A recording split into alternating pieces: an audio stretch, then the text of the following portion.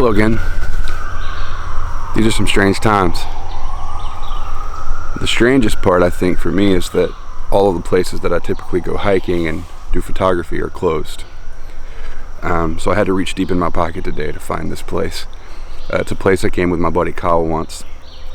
There's a little trail back here, a little trail system that leads out to a beach. Now, I don't really like the beach. I don't like photographing the beach, but it's a foggy and overcast day, so I'm hoping that'll mean two things. One, maybe that I can get some cool shots on the beach, something that fits a little bit more of the theme of photography that I usually do. And two, that there won't be that many people here. I see some cars on the parking lot, but I'm gonna hang around in this wooded area, try and get some photos. I found a composition that I like, and then we'll head out to the beach and see if we can get off in a secluded area, get away from people, and get some good shots.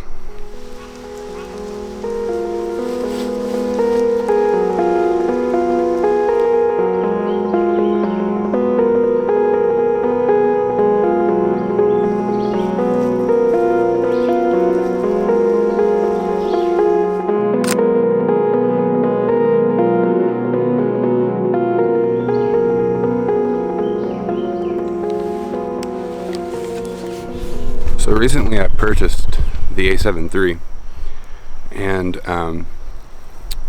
something that I've noticed about it is that I've got this kit lens on it, and I think the most open aperture I can have is like 4.5 or something like that. And my style of photography, while I would love to shoot photos on this camera, my style of photography really depends on having a wide open aperture to a degree that I didn't even really know. I tried bumping up the shutter speed, but what that ends up doing is it makes the shot really shaky.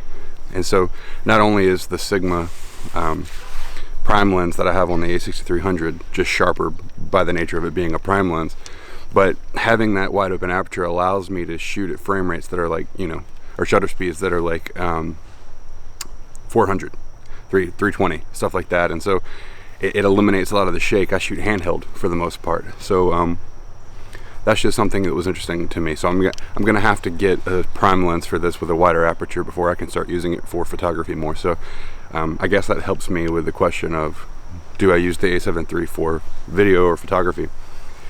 But I've noticed that in brighter conditions, the kit lens on the A7 III actually does better than this setup. So probably by the nature of the full frame sensor. I'm not sure exactly why, but I found a composition here that I like a lot. It's a brown leaf on some green moss, and so I've been over here for probably 30 minutes now shooting that. I tried on the A7 III first, and it just, because of the reasons I just mentioned, it didn't come out that great. So I switched to the A6300, and I'll probably be using that for the rest of the shoot today. But anyway, I'm gonna get on down the trail here and see what's down the line.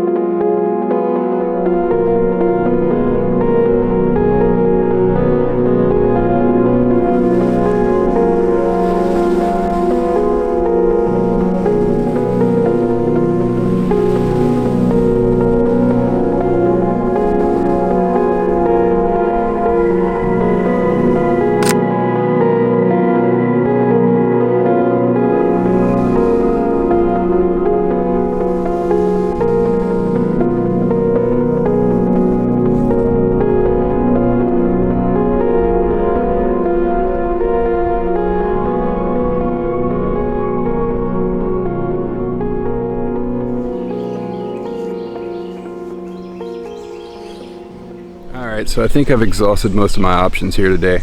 I'm on this other side of the park. I've done the whole trail, and there's nothing that really inspires me. It's a little hot, but I don't want the day to be over. It's a perfect day as far as being overcast. And I know that when I go home, I'm going to be mad that I'm not out taking photos. So I might just take a break, go get some lunch, drive around, see if I can find another place.